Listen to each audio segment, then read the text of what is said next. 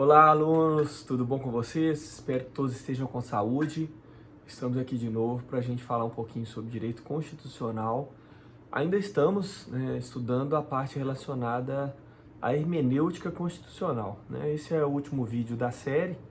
Nós vamos falar hoje sobre o princípio da proporcionalidade, que é um dos princípios que estão nesse contexto aí da nossa hermenêutica constitucional, beleza? Nós tínhamos falado com você sobre os métodos de hermenêutica constitucional, tínhamos falado na semana passada dos princípios, né? E aí vários deles: máxima efetividade, unidade, justeza, a própria questão relacionada à interpretação conforme a Constituição. Então você já tem um material importante aí sobre os princípios de hermenêutica constitucional. Fechamos falando sobre a proporcionalidade.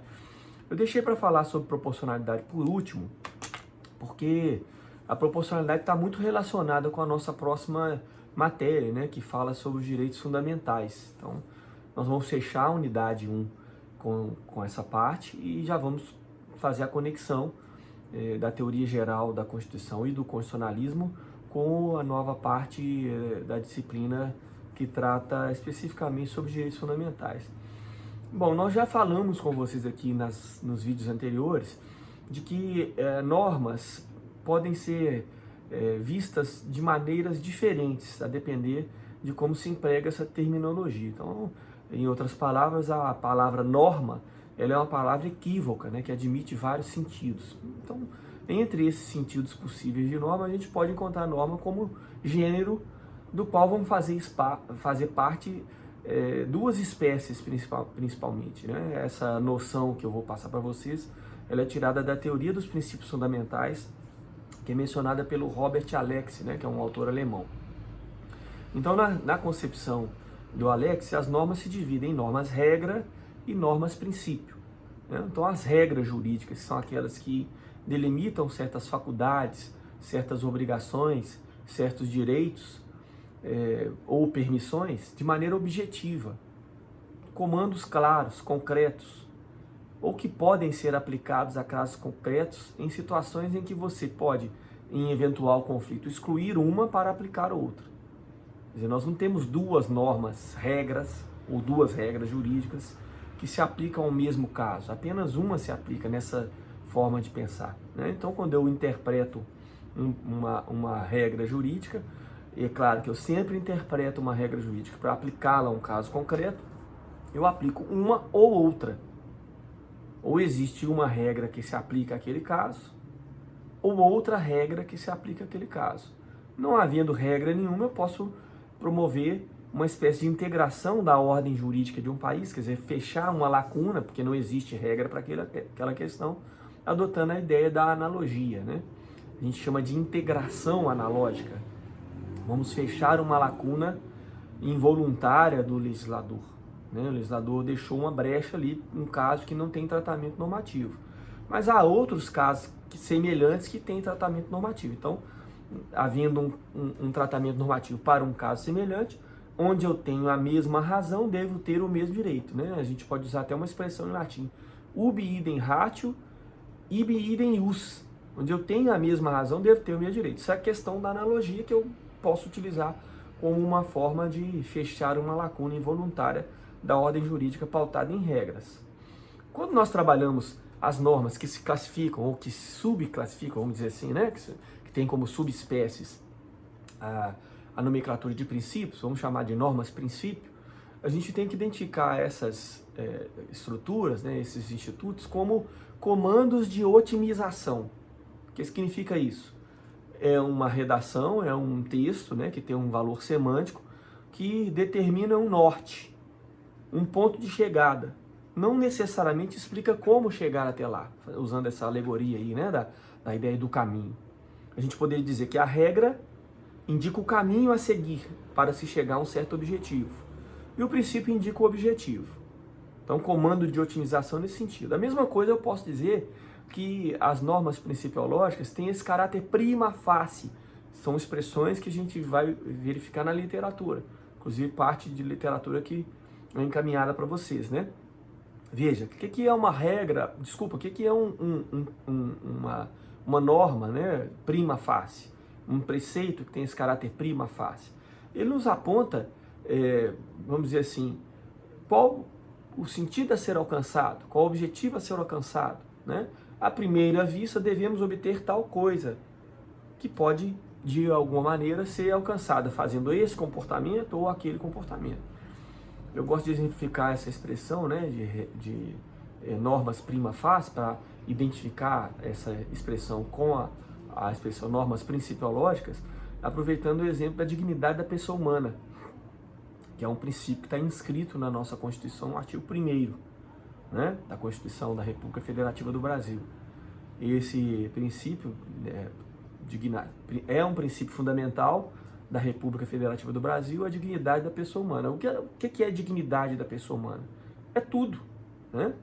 Tudo, de alguma maneira, concorre para a promoção da dignidade. Então, dependendo da situação em que o intérprete vive, ele vai analisar, ele vai entender que o alcance dessa dignidade se dá dessa ou daquela forma, né? Veja, se eu estiver falando, por exemplo, de uma pessoa que está encarcerada, obviamente que a dignidade de uma pessoa encarcerada, uma pessoa presa, envolve a manutenção da sua integridade física.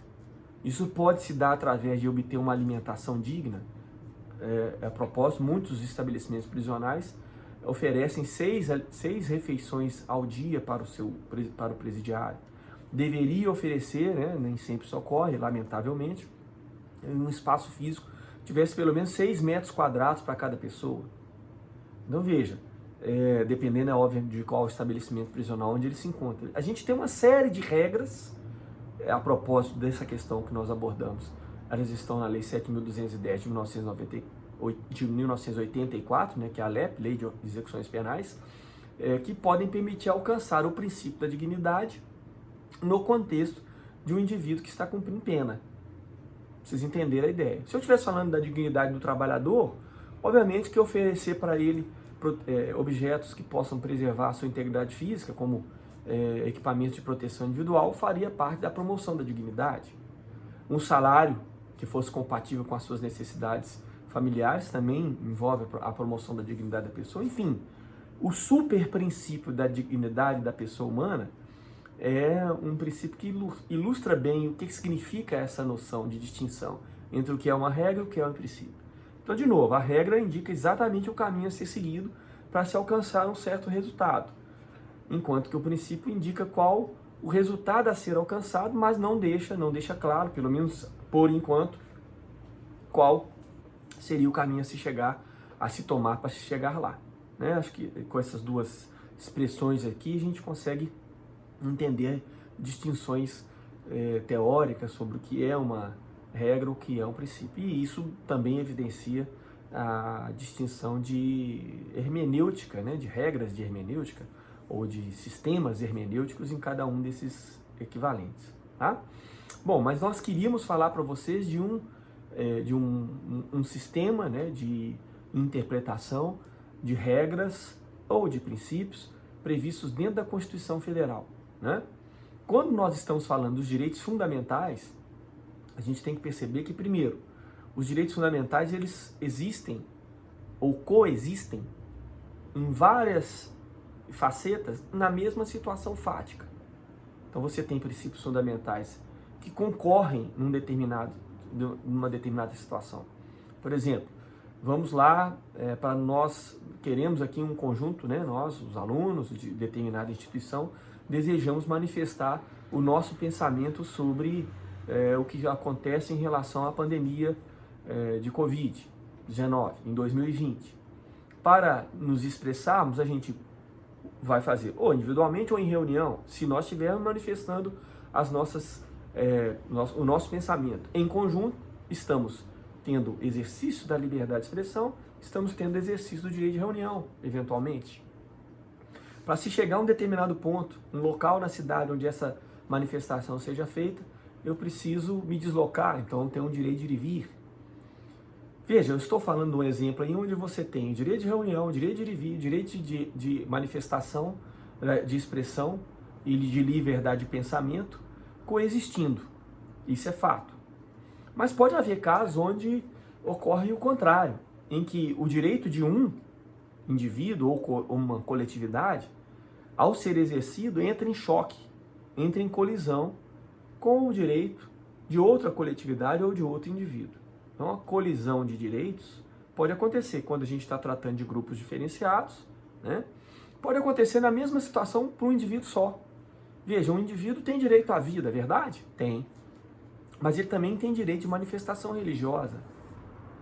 E aí? Suponha que esse indivíduo, pela sua religião, esteja lá, vamos dizer assim, motivado a não receber qualquer intervenção física na sua saúde, um medicamento por via venosa ou sofrer uma transfusão de sangue. O espaço de liberdade de manifestação religiosa permite a ele fazer essa opção. Por outro lado, se ele estiver exercendo essa opção em detrimento da própria vida, se cria uma espécie de colisão de direitos. Então, os direitos fundamentais têm essa característica. Eles podem concorrer, caminhar no mesmo sentido em uma determinada circunstância, mas podem entrar em colisão em relação a outras. É dessa ideia de colisão que surge a lógica da aplicação do princípio da proporcionalidade que a gente quer tratar aqui. Basicamente, o princípio da proporcionalidade nos ajuda, né, a racionalizar escolhas, nos ajuda, não necessariamente afasta alguma subjetividade, mas nos ajuda a racionalizar escolhas, entre quais princípios devem ter relevância num determinado caso, ou devem preponderar num determinado caso. Lembre-se sempre, no caso de colisão de princípios, não se deve excluir um princípio em favor do outro. É preciso que se trabalhe uma interpretação, uma hermenêutica que vai permitir a coexistência desses princípios, ainda que eles estejam aparentemente em colisão, prestigiando um, obviamente dando mais relevo a um, menos relevo a outro, mas nunca excluindo um em face de outro. Então, vamos lá, um exemplo que também é interessante mencionar, né? A liberdade de locomoção. Um exemplo interessante da liberdade de locomoção. Podemos restringir a liberdade de locomoção de pessoas? Podemos. Desde que essa restrição provoque um benefício de igual monta àquele mal que causa a restrição. E, obviamente, que esse benefício deve ser um benefício coletivo em detrimento de um interesse individual. Então, essas possibilidades até existem, mas elas têm que se submeter a um controle, porque não se pode obter determinadas restrições em caráter arbitrário. Então, nessa lógica, a proporcionalidade nos ajuda a encontrar a eventual adequação de restrições a direitos fundamentais autorizadas pelo texto constitucional ou pela lógica da teoria da Constituição, né? Então, o Robert Alex nos dá como elementos do princípio da proporcionalidade 3 elementos, tá? Nós temos, primeiro, a ideia de adequação, a ideia de necessidade e a ideia de ponderabilidade restrita. Então, suponha que você tem uma circunstância prevista em lei ou num outro ato normativo que restringe um determinado direito, em homenagem a outro, né? Então, um direito é reduzido ou anulado, quem sabe, para prestigiar o outro direito fundamental, né? Como é que se faz para checar se essa redução é válida do ponto de vista constitucional? Se faz 3 perguntas. Essa medida que restringe direitos é adequada a promover o benefício que ela visou? Essa medida que é adequada à promoção do benefício que ela visou atender é necessária? E terceiro, sendo adequada e necessária, o ganho, né, daquele direito que se visou proteger será maior do que a perda daquele direito que se necessitou sacrificar? Então, respondendo essas 3 perguntas, se você responder positivamente às 3 perguntas, você tem que a regra restritiva de direitos fundamentais, ou a norma restritiva, ou o ato normativo restritivo de direitos fundamentais, se tornou válido. Veja, nós estamos interpretando, estamos aplicando a Constituição a casos concretos. Querem um exemplo? Vocês sabem, né, que existem muitas mortes no trânsito rodoviário federal, não é fato?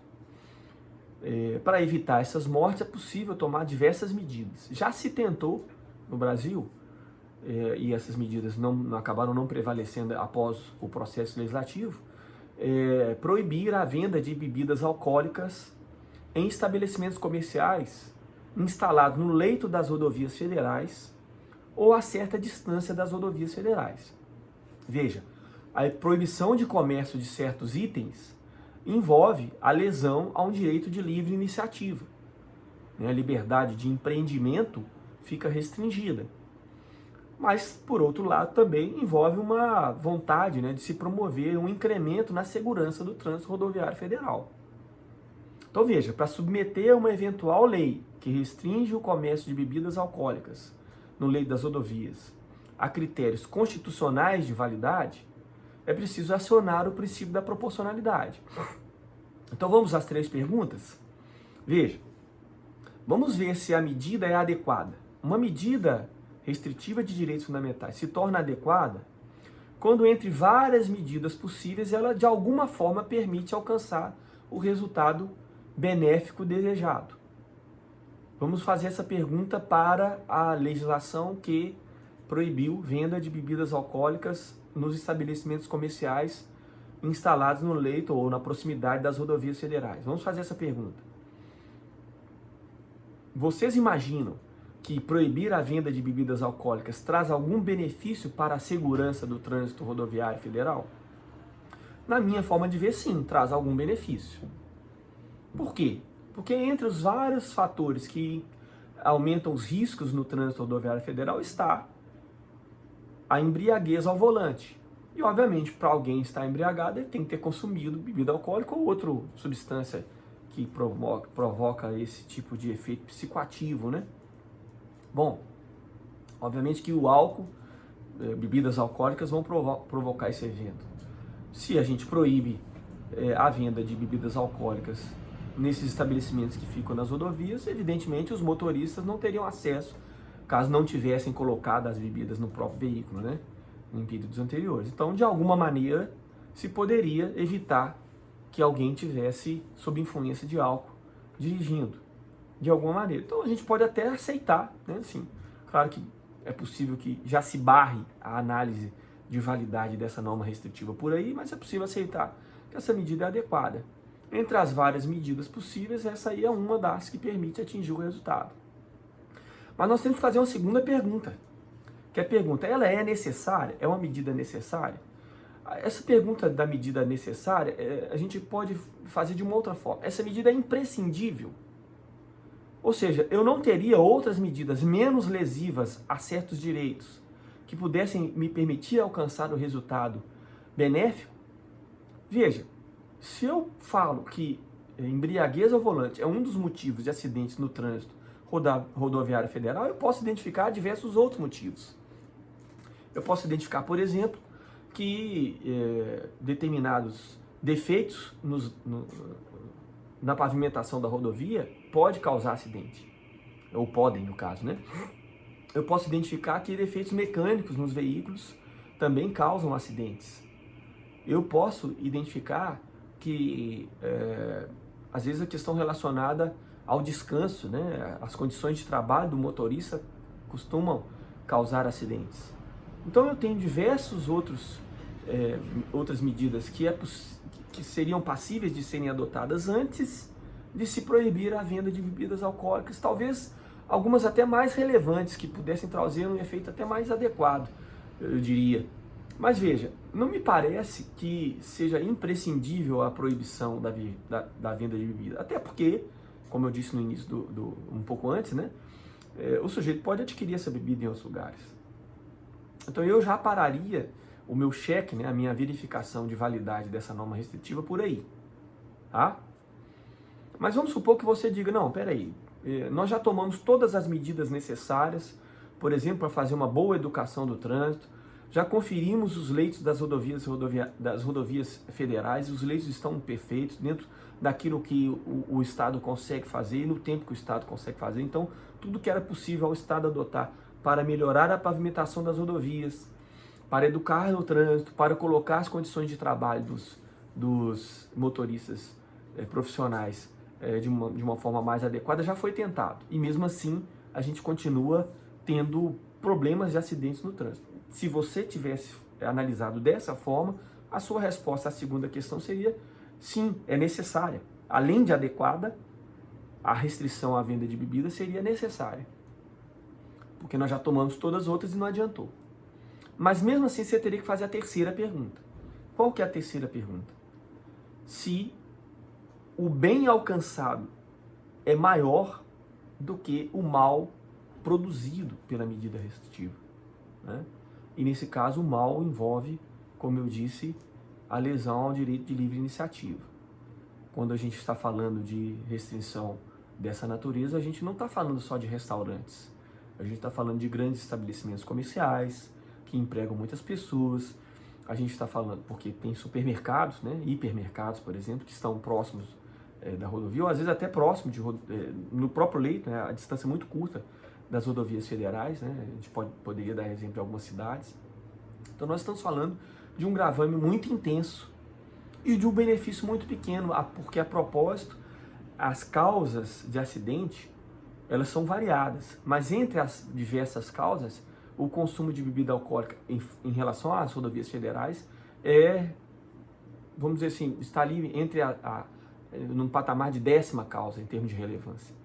Então, se nós temos pouca resposta positiva em relação à medida restritiva adotada e um gravame muito intenso, a resposta à terceira pergunta, que é a pergunta da ponderabilidade restrita, deve ser negativa.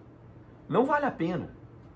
Não é proporcional você restringir demasiadamente o direito de liberdade de iniciativa para ganhar muito pouco, né, em relação ao incremento da segurança do trânsito rodoviário federal, no exemplo que eu estou falando. Então, na hipótese, se esse fosse o caminho que você seguisse, né, e é o que eu sigo, no caso aí da minha explicação, a minha solução seria dizer que a restrição de venda de bebidas alcoólicas no leito de rodovias ou nos estabelecimentos comerciais que ficam próximos, né, instalados próximos do leito de rodovias federais, é uma restrição inconstitucional.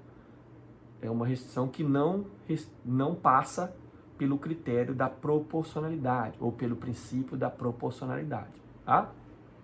Então esse foi um exemplo assim, de um caso para a gente poder tentar aplicar na nossa vida, né? Assim, de um exemplo. Tem outros, né? Podemos até citar alguns aí relacionados ao momento atual, né? Que é da epidemia, né? Que estão aí sempre em discussão, né? Uma radicalização, uma eventual restrição do comércio, a gente está acontecendo no nosso município hoje, ela é proporcional, ela atende ao objeto que se quer alcançar, que é a proteção das vidas das pessoas, ou teriam medidas menos gravosas que se poderiam adotar antes de se promover esse tipo de restrição, né? Então, não vou dar uma resposta sobre essa questão da Covid agora, né? Porque a gente pode levar isso até como exercício para reflexão em outros momentos, mas seria o caso de se aplicar a ideia da proporcionalidade quando se pensa na restrição de alguns direitos para a promoção da saúde. Há restrições que em determinados casos concretos são válidas, porque são necessárias, adequadas e vão permitir um benefício muito grande, apesar de permitir algum malefício. Há restrições que, apesar de adequadas, não são necessárias, ou se necessárias, vão gerar um gravame muito intenso e um benefício pequeno. Então é nesse contexto, né, que se aplica a lógica da proporcionalidade, é um princípio aí que a gente pode estudar na literatura, na obra de Robert Alexi, tá bom? A propósito, para fechar o vídeo, eu vou recomendar que vocês estudem, né, por exemplo, o artigo 312 e também o artigo 313 do Código de Processo Penal, porque ali tem um exemplo de aplicação legislativa do princípio da proporcionalidade.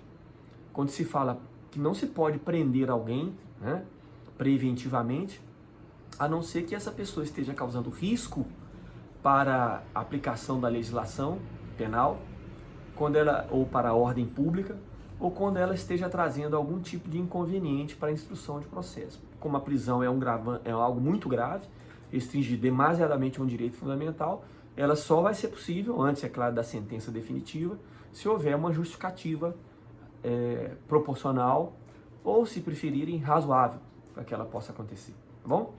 O vídeo ficou um pouquinho longo, peço desculpas para vocês aí, né, sobre esse tamanho desse vídeo, mas eu acho que seria necessário falar sobre esse assunto, tá?